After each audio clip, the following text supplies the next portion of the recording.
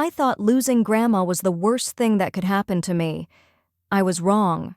When my sister inherited everything and tried to throw me out of the only home I'd ever known, I discovered a family secret so shocking it literally brought her to her knees in court. If you've ever felt betrayed by family or wondered how far people will go for money, you need to hear this story. Make sure to subscribe and hit that notification bell, because what happened next will change how you see inheritance forever. Trust me, you won't want to miss a single detail. My name is Rachel, and this is the story of how my own sister tried to steal my home, my memories, and nearly my sanity. But it's also the story of how the truth has a way of coming out, even when it seems impossible. I was 28 when this all started, living in the same house I'd called home since I was 7 years old. You see, when my parents died in a car accident, my grandmother Helen took me in without hesitation. My sister Amanda was already 11 and had been living with Grandma for a few years after some troubles at home. But where I found comfort in Grandma's warm hugs and bedtime stories, Amanda always seemed restless, like she was planning her escape. And escape she did. The moment Amanda turned 18, she was gone. College, then a job in another state, then marriage to a man who barely tolerated family visits. She'd come home maybe twice a year, usually around holidays, and even then, she seemed more interested in her phone than spending time with the woman who'd raised us both. Meanwhile, I stayed. Not because I had to, but because I wanted to. Grandma Helen was my world. After college, I got a job at the local library and moved back into my childhood bedroom. Some people might call that sad or lazy, but I called it love. When Grandma started forgetting little things, I was there to help. When she needed someone to drive her to doctor appointments, I was there. When she got scared during thunderstorms, just like she used to comfort me, I was there to comfort her.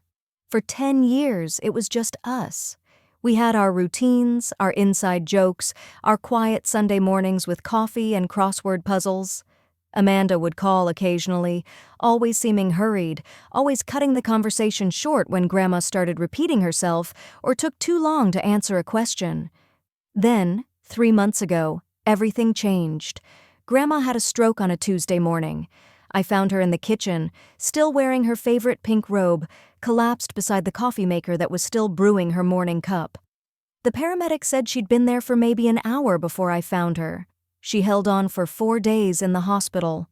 4 days where Amanda flew in, suddenly playing the part of the devoted granddaughter. 4 days where she held Grandma's hand and whispered things I couldn't hear. 4 days where I watched the woman who'd been my anchor slip away, piece by piece. When Grandma died, I felt like my world had ended, but I had no idea it was just beginning to crumble. The funeral was small, just the way Grandma would have wanted, but even through my grief, I noticed how Amanda kept checking her phone, how she seemed more concerned with the logistics than the loss. She handled all the arrangements, which I was grateful for at the time. Grief had left me barely functional, and Amanda seemed so organized, so in control. A week after the funeral, Amanda asked me to meet her at the lawyer's office for the reading of the will. I assumed it was just a formality. Grandma had always joked that she'd leave everything to her cats, even though she never owned any. I figured we'd inherit the house together. Maybe I'd buy out Amanda's half eventually.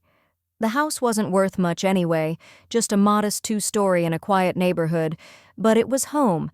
I should have known something was wrong when Amanda arrived at the lawyer's office with her husband, both of them dressed like they were attending a business meeting rather than settling their grandmother's final wishes. The lawyer, Mr. Peterson, looked uncomfortable as he cleared his throat and began reading. The will was dated just 2 months before Grandma's stroke. 2 months. In all my years of living with her, I'd never heard her mention updating her will, but there it was, in black and white legal language that made my head spin. Amanda inherited everything.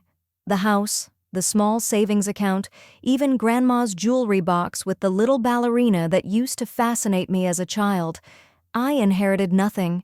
I sat there in that sterile office, the words washing over me like ice water.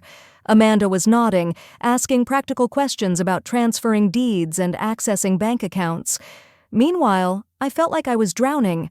This had to be a mistake. Grandma wouldn't do this to me. She couldn't. But when I finally found my voice to ask about it, Mr. Peterson just looked at me with what I now realize was pity. "The will is quite clear," he said. "Your grandmother was very specific about her wishes." Amanda drove me home after that, and I kept waiting for her to say something. Anything. Maybe that she'd share the inheritance, or that we'd figure something out together. Instead, she was quiet until we pulled into the driveway of what I was slowly realizing was no longer my home. "Rachel," she said, her voice careful and measured, "I need to ask you something, and I need you to be reasonable about this." I turned to look at her, still numb from shock. "What?" "I need you to move out." The words hit me like a physical blow. "What do you mean, move out?" "I mean, this is my house now, legally, and I can't afford to keep it if I'm not going to live in it. I need to sell it, Rachel. My family needs the money." I stared at her, searching her face for some sign of the sister I'd grown up with. "Amanda, this is my home. I've lived here for over 20 years. I took care of Grandma. I was here when you weren't." Her expression hardened. "That was your choice. Nobody asked you to stay and play caregiver, and frankly, maybe if you'd encouraged Grandma to be more independent instead of enabling her, she might have lived longer." The cruelty of those words took my breath away. "How can you say that?" "Look, I'm sorry if this is hard for you, but I'm not running a charity. You're 28 years old, Rachel. It's time you learned to stand on your own feet." She pulled an envelope from her purse. "I'm giving you 30 days. That's more than generous." I took the envelope with shaking hands. It was an official notice to vacate. She'd already had it prepared. The next few weeks passed in a blur of disbelief and desperation. I kept expecting Amanda to change her mind, to remember that we were sisters, that this house held memories for both of us. Instead, she hired a real estate agent and started scheduling showings. I remember one particularly humiliating afternoon when I came home from work to find Amanda leading a young couple through what used to be Grandma's room. They were talking about knocking down walls and updating fixtures, discussing my childhood home like it was nothing more than a renovation project. "Oh, don't mind her," I heard Amanda say when the couple noticed me standing in the hallway. "She's just the current tenant. She'll be moving out soon." Tenant. In my own home. With 2 weeks left on my notice, I finally swallowed my pride and went to the local legal aid office. I didn't have money for a real lawyer, but I was desperate. The attorney who met with me was a kind woman named Lisa who listened to my story with growing interest. "How long did you live in the house?" she asked. 21 years. "And you contributed to household expenses?" "Of course. I paid for groceries, utilities, maintenance, everything." She leaned back in her chair, thinking. "Rachel, you might have more rights than you realize. Even if you're not in the will, 21 years of residence could establish tenancy rights. And if you can prove you contributed financially to the household, you might have grounds to contest the eviction." For the first time in weeks, I felt a spark of hope. "There's something else," Lisa continued. "The timing of this will bothers me. 2 months before your grandmother's death, and it completely contradicts what you've told me about your relationship with her. Do you have any idea why she might have changed her will so drastically?" I'd been asking myself the same question every night. "I don't know. She'd been getting more forgetful, but she never seemed angry with me or anything. If anything, she'd been more clingy lately, more worried about me leaving her alone." Lisa made some notes. "I'd like to look into this further. Sometimes elderly people can be influenced when they're vulnerable, especially if they're showing signs of cognitive decline. Do you have any documentation of your grandmother's mental state in those final months?" That's when I remembered something. Grandma had been seeing Dr. Martinez regularly for her memory issues. He'd even suggested we look into home care options because he was concerned about her living alone. Except she wasn't living alone. She was living with me. The next few days were a whirlwind of gathering evidence. I found receipts showing I'd paid for home repairs and utilities. I collected photos of me caring for Grandma, taking her to appointments, celebrating birthdays together. I even found neighbors willing to testify about how devoted I'd been to her care. But the real breakthrough came when I was cleaning out Grandma's bedroom, looking for any documents that might help my case. Hidden in her jewelry box underneath the velvet lining, I found something that made my blood run cold. It was a copy of an older will, dated 5 years earlier. In that will, Grandma left the house to me. My hands were shaking as I read through it. Not only did she leave me the house, but there was also a letter attached, written in her careful handwriting. "Rachel has been my angel, caring for me when no one else would. This house has been her home longer than anywhere else, and it should remain so. Amanda has made her own life elsewhere and doesn't need these old memories the way Rachel does." I sat on Grandma's bedroom floor and cried, not just from relief, but from grief. This was the grandmother I knew, the one who understood how much this place meant to me, but why had she changed her mind? And more importantly, when? I called Lisa immediately, and she agreed to meet me that evening. When I showed her the old will and letter, her expression grew serious. "Rachel, this changes everything. If we can prove your grandmother was coerced or was mentally incapable of making that decision, we can contest the newer will. But how do we prove that? We start with her medical records. And we need to find out exactly what happened during those final months. Who had access to her? When did she see the lawyer? Was anyone with her? The investigation that followed was like peeling back layers of a story I thought I knew. Dr. Martinez's records showed that Grandma's cognitive decline had accelerated significantly in her final months. She'd scored poorly on memory tests and had shown signs of confusion and paranoia. Even more damning, the nurse at Dr. Martinez's office remembered Amanda coming to several appointments in those last months. She was very insistent on speaking with the doctor privately, the nurse told us. She kept asking about her grandmother's capacity to make legal decisions. The pieces were starting to fit together in a way that made me sick to my stomach. When we requested the records from the lawyer who'd drafted the new will, we discovered that Amanda had been the one to arrange the appointment. She'd even driven Grandma there, and according to the lawyer's notes, she'd been present during the entire meeting. Lisa was furious. "This is textbook elder abuse," she said. "A vulnerable elderly person with documented cognitive decline, isolated from her primary caregiver, pressured into changing her will by someone who stood to benefit financially." Amanda had been planning this for months. The court hearing was scheduled for a Thursday morning in November. I'd barely slept the night before, running through everything we'd discovered, everything we needed to prove. Lisa had assured me we had a strong case, but I couldn't shake the fear that somehow Amanda would find a way to win. When I walked into that courtroom and saw Amanda sitting at the defendant's table with her expensive lawyer, I almost lost my nerve. She looked confident, composed, every inch the successful sister who'd made something of herself. Next to her, I felt like exactly what she'd always said I was, the sister who never left home, who never grew up. But then I thought about Grandma's letter, about all those mornings we'd shared coffee and crossword puzzles, about how she'd trusted me to care for her when no one else would. The hearing began with Amanda's lawyer presenting their case. It was exactly what I'd expected, painting me as a dependent adult who'd never learned to fend for herself, who was now trying to manipulate the legal system because she couldn't accept her grandmother's final wishes. Then Lisa stood up to present our evidence. She started with the medical records, establishing Grandma's cognitive decline. Then she presented the financial records, showing my contributions to the household.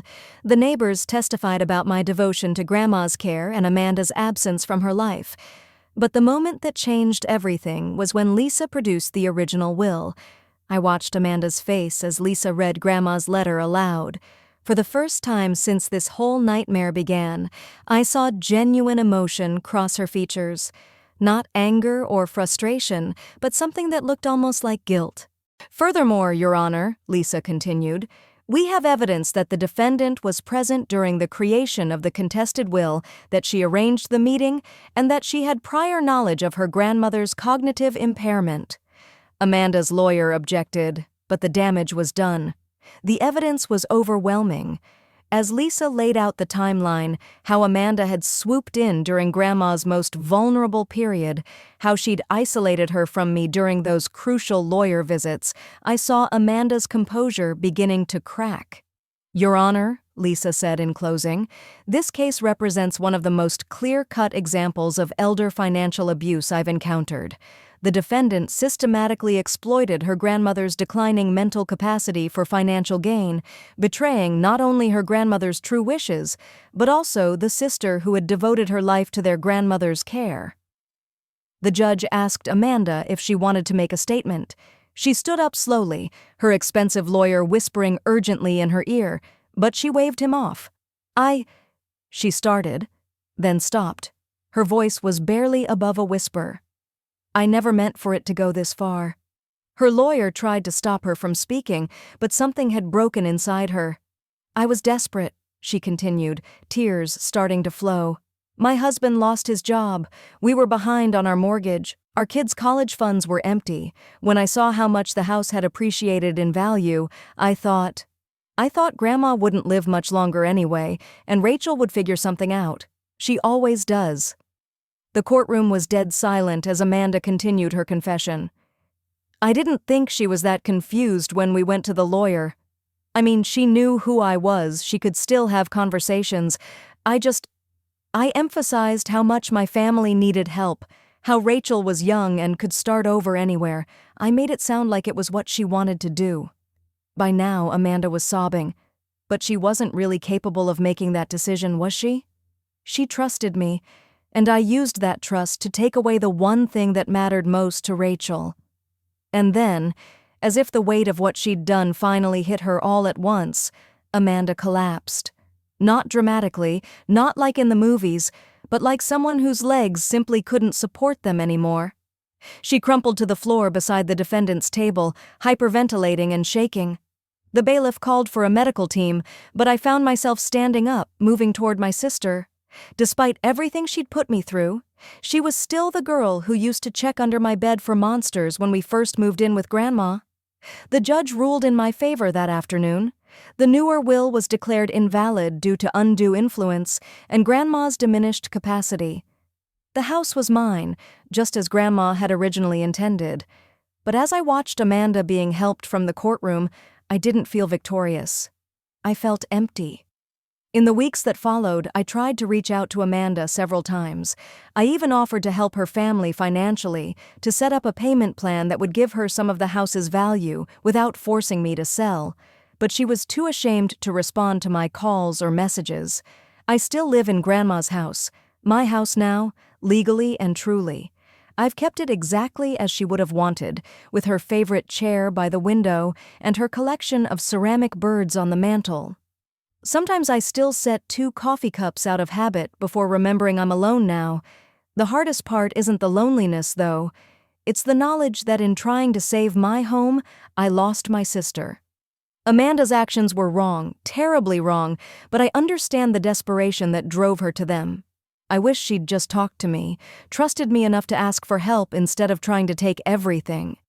This whole experience taught me something important about family. Blood doesn't guarantee loyalty, and sometimes the people we love most are capable of hurting us in ways we never imagined possible. But it also taught me about fighting for what's right, even when it's hard, even when it costs you. Grandma's letter is framed now, hanging in the kitchen where I can see it every morning. It reminds me that love isn't about what we inherit or what we own, but about the care we give and the lives we touch. I still hope that someday Amanda and I can find our way back to being sisters, but if that day never comes, I'll know that I honored the woman who raised us both by protecting the home she wanted me to have. Sometimes justice comes with a price, and sometimes doing the right thing doesn't feel like winning. But in the quiet moments when I'm sitting in Grandma's chair watching the sunset through her favorite window, I know I made the choice she would have wanted me to make. And that has to be enough. If this story taught you anything, it's that family doesn't always mean loyalty, and sometimes you have to fight for what's rightfully yours.